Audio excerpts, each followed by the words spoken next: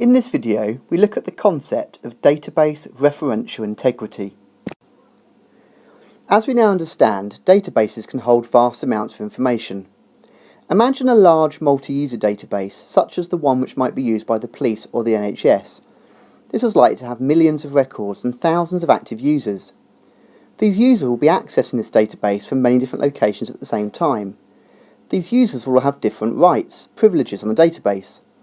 Some will just be allowed to query and run reports, whereas others will be allowed to add new records, update and amend, and some will be able to delete. Performing the SQL commands insert, update and delete all result in a transaction taking place. A transaction must not allow a database to become damaged in some way. If changes to a database become altered in an inconsistent manner, then its validity can no longer be guaranteed. The software managing the database, known as the database management system, makes sure that whatever transaction takes place, the database changes from one consistent state into another. This process of maintaining the consistency of the database is known as data integrity.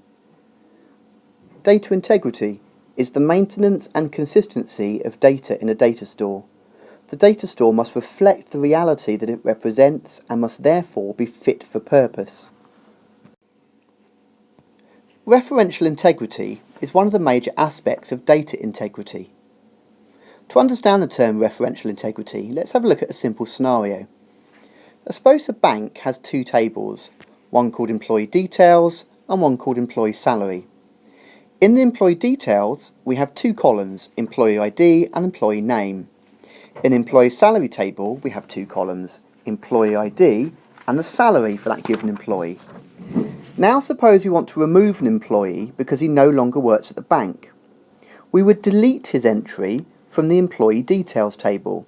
However, as he also exists in the employee salary table, we'd also have to manually remove him from there.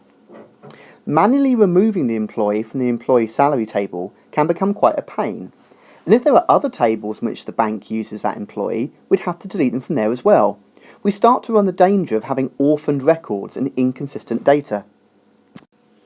By enforcing referential integrity, we can solve that problem, so that we wouldn't have to manually delete him from the employee salary table, or any others. The database management system would enforce referential integrity by applying a cascade delete restraint on the primary key relationship.